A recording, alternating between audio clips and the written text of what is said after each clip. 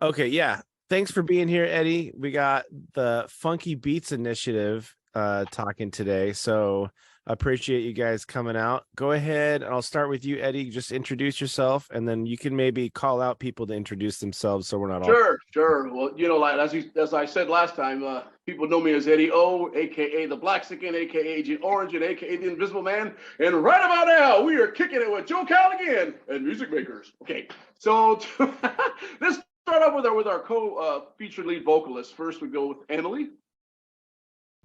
Hi, Emily, Agent Outland, singing with the FBI for about 4 years now, off and Great on. 4 years. Great 4 years. Hit it, Elka.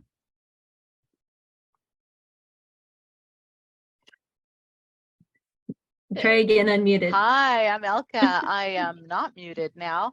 I am the agent provocateur. I've been singing with the band just slightly less time than Emily for about 2 weeks shy of the 4 years. So she brought me on. Awesome. David? Hello, Yeah. I'm David, Hello. AKA? aka Mad Dog. Bass player, been with the band a little over a year. Guys, quiet. Hey. And last, we have the puppy whisperer, Richard. Keyboard Hello, extraordinaire. I'm Richard, Agent Nomad. I've been with FBI probably, I think about 3 years. Yeah. Yeah, pretty close to that. My dogs are getting a little bit crazy because they hear the voices. Like who's here, right? Yes, I might have to put them in. Oh, no worries. We're dog friendly here at Music Makers. Okay. Well, he just wandered towards the back door, the one that was barking. So, David, I didn't catch your username or whatever we're calling it. What was it? Agent Mad Dog. Okay, so the dog barking was convenient for that. Okay, so that's why I thought it was convenient, but I didn't know if that was planned or if that was just kind of like Young Frankenstein, where every time they say the lady's name or something, the guy goes, or the horse. Yeah, that's right. Every time you say Mad Dog's name, somebody's dog freaks out. That's cool. Well, I don't do a lot of these anymore. I did it mostly during the pandemic, but Eddie, thank you for getting me out of my comfort zone and doing them again. Absolutely. I think it's very valuable to like connect with other musicians and for you guys to get your name out there and to just talk about upcoming shows and, you know, funny stories that have happened in the past. So with that being said, do you guys have anything coming up that you want to promote or anything you're looking forward to as a band? We've got a lot of stuff. Yeah, a lot of stuff. Yeah. Right. Lay it on me. Hit it, Eddie. Oh boy.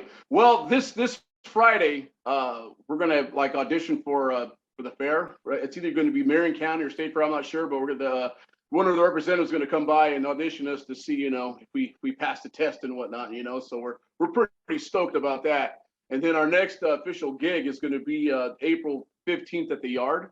What's up, Shannon? What's up, girly girl? So yeah, so that's going to be pretty fun.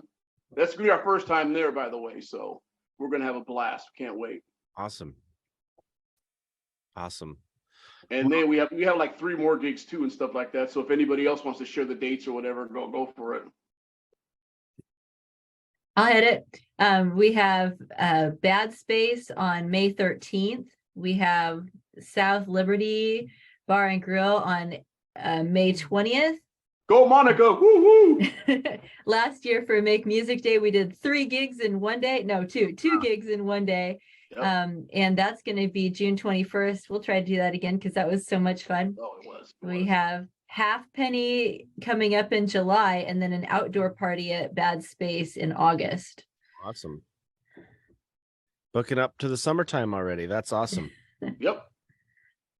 So does anybody have any fun, like I started playing music when this happened or anything like that? Because like I said, I don't have like an agenda or anything. We just kind of chat and hang out and talk music and stuff. So Anybody have any interesting musical stories from the origins and why you're playing music, or anything fun to share like that? Nomad, you're up. I'm thinking here. Well, He's only been I playing just for like got- 2 months. No, just kidding. well, I started with Funky Beats. A friend of mine introduced me and said, "Hey, you got to go check these guys out." And I really have an interesting story to say about that, but we've. I'm trying to think here. I'm not up with much here, you guys. So That's right. You showed up, you auditioned, you got the gig. yes, exactly. Boom, just like that. Exactly. Same day. Just like, yep. Yes, yeah. I was happy to be there. You know, and it's like, okay, well, this works because I was looking for another band to be in. I was in a classic rock band. I'm still in that other band, but they weren't doing much, and right now they're looking for a drummer. So Funky Beats is my main one right now, and I've been with them for, like I said, 3 years. And actually, you guys have been producing the most gigs and most good times, and been together the most consistently. So Yeah, you guys kind of went through what every band kind of went through during the pandemic. Am I correct? Where we were like, well, what are we going to do here? Are we practicing every week, or what's happening? Can you guys tell me what the pandemic was like and what you're still feeling, kind of the repercussions of that coming out of it? I hope we're out of it, but Well, I would have said that we all got COVID at our last gig. Well, many of us got Yeah. COVID at our last gig. So we're over that now. We won't be getting it again for a while. So good times. But we were out there. I think COVID, we all kind of took a break for a while. And then when we felt comfortable, we went out and did it. you guys have a I- lot of people in your group. Sorry, I didn't mean to cut you off there. The lag is happening. Did you guys ever try that? It's kind of like Zoom, only for musicians, to where you're jamming online, where it's like an online jam session. Do you guys try any of that? Oh no, I haven't done that yet. no. It's not as I good. do.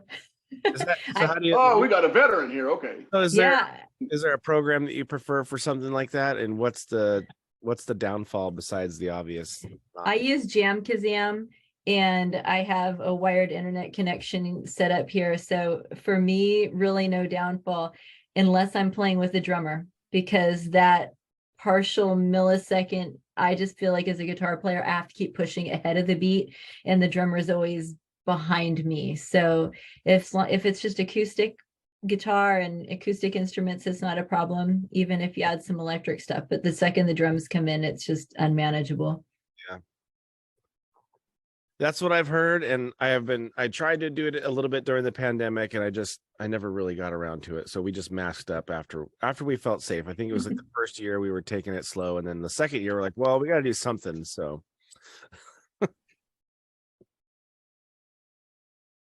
awesome. I found it was super convenient to be able to jam with people from all over the country in my pajamas. Yeah, that is cool. Yeah. So anybody else have anything fun to talk about here? I'd like to share Elka and I's story. That's what I was gonna do. All right, you get it. So Emily and I actually met, like 10 years ago. I had been singing with a women's group called the Salem Madrigal Singers. It's an a cappella group that's been together since the late 1960s with various members. And it is a group that sings 15th and 16th century music. And so we would mostly perform at Renaissance fairs and, outdoor events like the Willamette Heritage Center. And one summer I found myself out at the Canterbury Renaissance Festival as the only alto in the group, and I just couldn't take it anymore. I just couldn't project enough on my own, and got in my car over the break and put an ad on Craigslist looking for an alto. And that is where Emily came into my life, and we began singing together and with the Madrigals for several more years, and found out that our voices really blend very well, and just kept singing. And I had reached a point where I was, I'd been doing that for about 8 years and really needed a break. I'm not, I seem to be a single musical source person, whereas Emily likes to do lots of different things with music. And so I knew that she had her hand in several things. And one day after I'd quit, she was like, "Hey, do you want to join a funk band?" And I was like, "Sure, why not? I'll bite. What are we doing?" And that's when she took me. Eddie and I used to live in the same neighborhood, actually, and she took me around the corner to Eddie's place, and we just really started having a great time with the band. And we went from 16th century garb, which is a whole lot of wool and cotton and accessories, to much less clothing and a hell of a lot more glitter. So I feel like it was been a pretty fun trade. Awesome. What a great story. How was the transition? Did you have to kind of get in the zone to play like the funkier stuff, or did you catch yourself like sliding back into the Renaissance? Did you do any Renaissance spins, remixes on any? I would love to. And in the beginning, Emily and I had kind of joked about it, trying to do something like that. But if anything, I don't know, I can only speak for myself, but if anything, I sang Renaissance music with a lot more vibrato than I ought to.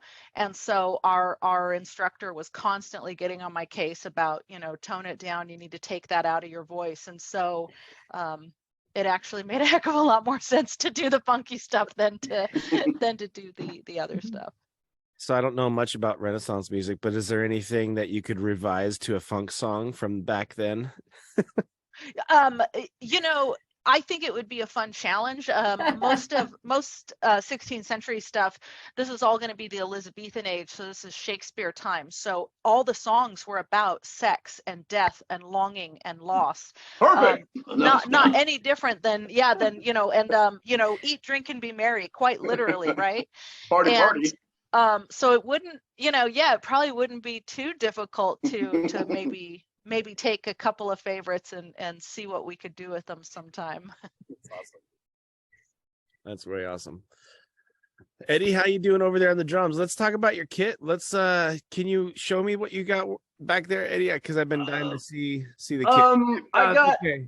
I have a little bit going on here. There's some, let me see, there's rototoms, I got some hi-hat there. There's a, wait, what do we got right here? We go a little bit more. Oh, we got the cowbell. Got to have the cowbells, right? I got to be a electric drum right there. Oh yeah, more cowbells. I got 4 of them. And then there's a China cymbal there. There's rototoms there. There's my mounted toms there. There's my splash. There's our logo, and then our banner. And then mounted toms keep going around here. I got my ride there. I've got two more electronic pads there. Sweet. Another cymbal. I've got a tambourine. Yeah, I got a few things. There's stuff that you specifically have programmed on those triggers, or is it? Oh yeah. On the song. Right. Oh yeah. We got a lot of songs that contain the clap, on the 3-beat, and stuff. Mm-hmm. And so I throw in some also sound effects as well. Richard is, he throws some sound effects on his keyboard too. So we try to get the songs as close to the original as possible. So with the help of these electronic pads and the triggers, it's almost right there. Awesome. So yep. We get a lot of compliments on how close, we do sound like the original. So that's really cool to hear. That's tough to do when everything's so produced too. So good. Yeah, it is. We come as close as we can. And if we can't, then we just kind of wing it, make our own version or whatever, but just keep it, within the realm of the original. But Emily was going to say something. He can do the cheer for You Dropped a Bomb on Me. Oh, and my all the goodness. claps for Car Wash. Awesome. Yeah. It's fun. It's fun to reproduce those sounds. And you hear it on the record, and it's like, oh, I go to my drum module, and I'm like, oh, can I make that sound? Can I make that sound? And I'm sitting there hitting these triggers, the electronic drums, and try to get that sound right. And I get the tone, I get everything just right. And then when it's time to get together and practice with everybody, then it all comes together. So I'm very, very happy that everybody likes the sounds that are coming from back here, besides all the noise that I make on the other drums. Awesome. I'm kind of more of a rocker. Do you guys play any like 90s stuff, 90s rock, anything like Nirvana stuff or anything like that? I don't know. Oh yeah. Outside of the funk realm, but I'd love to know what rock songs you guys play. Oh man, I could do like Rage Against the Machine, Audio Slave. I like those guys. I used to jam the Van Halen all the time, and I was even in a classic rock band also called Rock's Edge. And so missed those guys. That was fun. That was my first actual live gig and whatnot that I did about like 15 years ago and whatnot. We did a lot of 80s and 90s rock and stuff. So that was a good time for me. That was really fun. It helped set me up for for the musician that I am today. So, but yeah, good times. I think in this group we've moved away from most modern music. I'm not going to say all of it because we have some Bruno Mars for sure, but we do a song "Get the Party Started" by Pink, but it's still in that funky genre. So we're pretty much funk and disco, all funk and disco right now. We had some 80s pop, but we kind of moved away from that. Who knows what we'll bring back or play in the future, but for right now it's funk and disco. Is there any funk or disco songs that are obscure to maybe not the typical funk and disco listener that you can recommend to people? Because I'd be down to check out some of that catalog. Jamiroquai. I mean, Emily introduced a song from Jamiroquai, All Good in the Hood. And I first heard it, I'm like, it's kind of funny, it's kind of funky, and I was kind of on the fence. But the more I heard it, the more I was like, yeah, I can dig this. And now it's like one of my most favorite songs to play, to be honest. So good job, man. Yeah. So yeah. If David's up to it, we might try some Wolfpack someday too. Oh, there you go. He's up for the challenge. It's all about the bass. Absolutely. I'm into it. Say, I didn't think very much. Yeah. Twist his arm there. Yeah, no doubt. Awesome. Well, I appreciate you guys coming on and everything. And I hope to see one of the shows one of these days. I'm kind of a hermit when it comes to going out, so I apologize, but I definitely want to see you guys out at a show one of these days here soon. The Bad Space is a great venue. Oh yeah. Sounds like the Yard is also a good venue. I've been there, but not for music, but it's got a nice big stage, so that'll be good. Mm-hmm. And then you said you guys are playing out South Liberty as well? Yep. Coming up. Awesome. Yeah. That's going to be like the week right after Bad Space. Okay. Well, and you guys do pretty well on promoting online and stuff, so it's easy to find you guys, which is great. Cool. And I really dig the whole FBI motif. I actually thought you were really an FBI agent when I first heard of you. Okay. I was like, oh boy, cool. yeah. I don't think I could cut it to be an FBI agent for real, man. I'll just pose for a while on stage or whatever. But yeah. So that's awesome. And again, I apologize that I don't have a huge like formatted thing, but it's just cool to talk to you guys and get to know you. And hopefully we can do this again. We haven't heard much from Dave. Dave, how are you doing over there? David, sorry. I'm going to put you on the spot. Yeah, put him on the spot. We'll be back in a minute. Hold up. Go, keep going. Okay, we're going. Okay, well, you were asking about interesting beginnings. I can say, I don't know how many people have ever heard of Up With People from back in the 60s and the early 70s. I started off playing bass because I was the sound guy, and I drove away the bass player and felt guilty and took up his instrument. But then I took about a 45 year vacation from bass and started up about 8 years ago. So it's been real interesting. I was looking for the genre that fit me the best, and I just lucked into the FBI and have been excited ever since. So awesome. Did you play any other instruments within that hiatus, or did you just take a step away from music? Oh no, I actually one of the guys that worked for me taught guitar, and so I played guitar for a little over a year, and was really itching to get back into gigging. And he basically told me, you're probably about 8 years short of being able to do that unless you go back to bass. So, I've always been kind of guitar leaned, but I've been playing bass lately. What do you think the easiest transitions is, and what do you think someone that isn't a guitar player can take away and like apply to their bass playing, just to put you further on the spot? well, for guitar to bass is basically chord structure. I mean, you obviously have to learn how chords are put together, and if you know how the chords are put together, then you just arpeggiate them. Right. If you're making stuff up on your own. And the biggest challenge with bass is just the frets are way farther apart. So, Is there anything in your guys' catalog that you're like, wow, we're on the fence on this one, this one's hard, but then it kind of came through? Or is there something that you guys have been playing forever that is like your go-to top 10 songs, or any material that you guys want to highlight that you do really well or enjoy? Wow, that's a good one. I mean, our opener is Groove Line, and that song right there gets people going. That's always that's a good song. And then All About the Bass, Elka does that on lead, whatnot. And I mean, if anything, if all else fails, once All About That Bass comes on, it's a wrap, man. I mean, all the girls and go out there and the guys follow through. So that's a top one too, And so Emily, like I said, one of our favorite songs to play as well is like All Good in the Hood.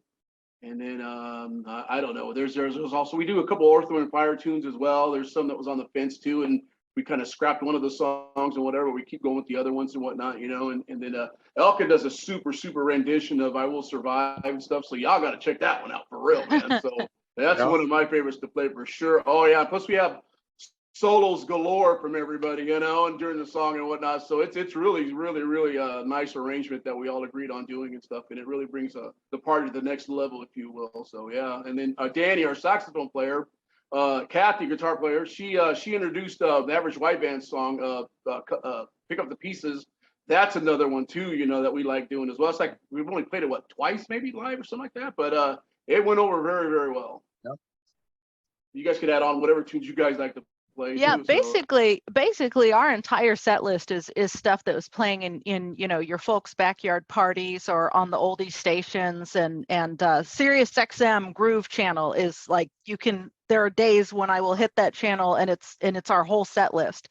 And as Eddie said, we play everything as true to the record as possible, and part of that is because these are the songs so many people grew up with at the skating rink and, like I said, backyard barbecues. And so when they hear them, it doesn't really matter how old they are. We've had kids that are 19 and 20 that like way before their time, and they're like, oh my gosh, I know this music, I've heard this music, I can't believe I'm hearing it live. And they're kind of blown away to be able to hear that. So like Eddie said, there's some Earth, Wind & Fire that we've been doing, and but there's a drawback, because some of those bands, they had, I mean, we're a huge crew like you said, but some of those bands were even larger, like humongous, and so there's just not the vocal support for some of those. So what was it, Boogie Wonderland, that we've we've put on the shelf for now, because there's just so many moving parts vocally that we either want to figure out a better strategy or just move on to something that can be a faster crowd pleaser, right? Yeah, definitely have to be able to produce it, and I bet with some of the older funk stuff, all the arrangement pieces for like the horn section and stuff. So if you have the keyboard covering some of that, but then you've got, depending on how many arms the keyboard player has. Right, which is exactly where Richard comes in and saves our butts a lot of times, because he may look like he has two hands, but I don't know. I've seen him do some pretty amazing stuff out there. On 3 keyboards even. Wow. Yeah. He's a triple threat. Is there any, I kind of want to learn maybe a little bit about your guys' approach, and I don't have a ton of time left because I'm on this limited time for the Zoom call, but I do want to talk about a little bit about your guys' approach. do you each learn the song differently? What is your individual approaches to learning this material? Since you can turn it on the radio and you can hear it, do you do transcriptions? Is it by ear? Is it hybrid of both? Anybody got anything to talk about on that level? Mostly by ear for me, ear and YouTube. I mean, I don't really, I read music. I studied at George Fox and studied music theory and composition and all that, but mostly just by ear from the original artist on YouTube. You can slow it down if you need to, find the chords, and that way also, that's how I can match the horns and some of the instruments, because some of the keyboards, I need 3 keyboards because each keyboard has voices the other ones do not. Like one of them is from the mid 90s. I think it's from 96, and another one is only like 2 years old. So, and there's one that I got like maybe, I think 6 years ago. So they all have different ages and different sounds. But for myself, I mostly just run it by ear. And you say you typically run with like 2 or 3 keyboards at a set? Yes, definitely at least 2. Normally I've got 3. Anybody else have a different approach to learning the material? Is it stuff that you've kind of walked in, I already know this song, or is there stuff that is, learned as you go? A little bit of both. For me, a little bit of both. I mean, a lot of these songs I grew up with already, so it's like in the back of my mind, I knew how the beats go and whatnot, but to actually physically, bring it to life and whatnot, sometimes it's been a challenge, but other times it's like, okay, you got this. You've been listening to these songs since you're 8 years old, man. Come on, and so it's just a basically, play by ear thing for me as well and stuff, just YouTubing, finding out different grooves from people and then coming up with my own styles and like fills and whatnot, and so a lot of times some of the fills, they'll do on the snare drum, right? And then I'll change it up and I'll put it on one of the higher toms and whatever, just to have a different, sound to it and stuff. And it sometimes it works, sometimes, maybe I should have stuck to the snare. But yeah, because I kind of know the same thing. If I'm doing a cover or something, I'll have the song in my head and I'll be familiar with the song, but then after you're breaking it down measure by measure, like, oh, I didn't really realize, or you kind of take songs for granted, I guess, maybe when you're just listening to actually performing, like there's parts in the songs where you're, I just didn't realize that was like that. And then I find more that you fall in love with the material even more because you're breaking it down, like, oh, that's a brilliant part, or, oh, this is, this is really cool. So I can appreciate, never been really great at covers, but to do it for the entire set that's a thing to be said. So good job, you guys. That's awesome. Anybody else have anything before we have to sign off here? Not really. Thank you so much for this opportunity and to pop on and say hello.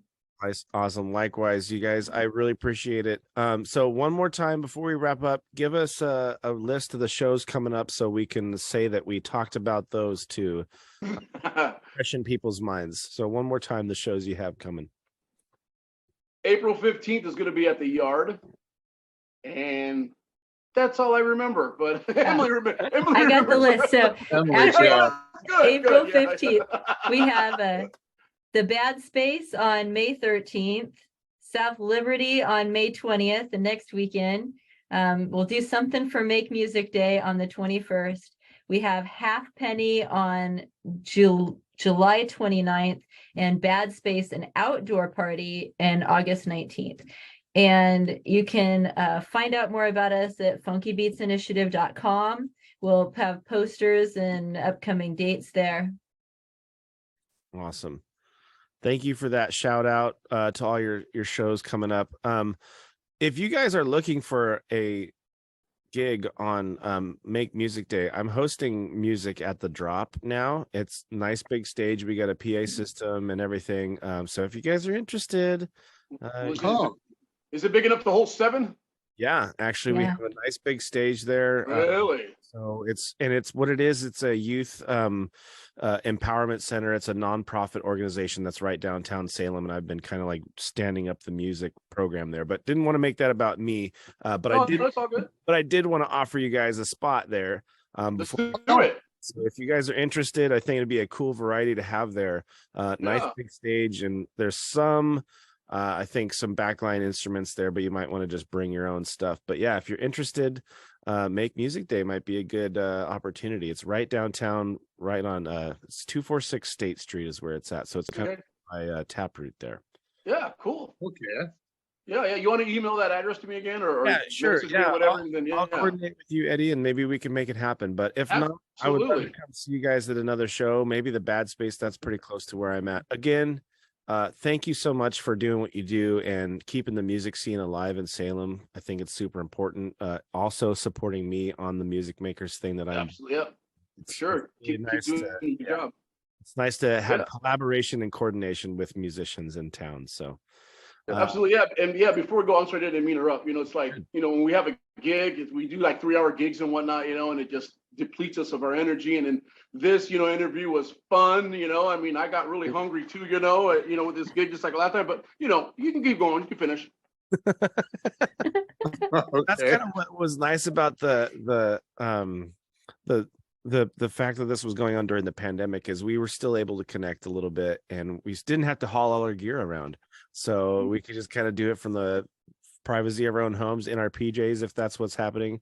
But I do prefer the live interaction at shows, and we're happy to see the music scene being revitalized again. So Mhm. I'll just leave it with that.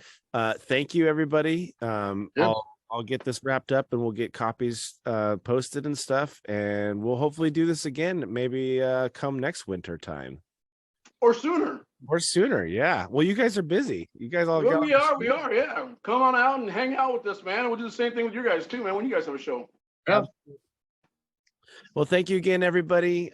We will talk to you soon. I appreciate you being on. All right, peace out, everybody. Bye bye. Thanks, Joe. Thanks, Joe.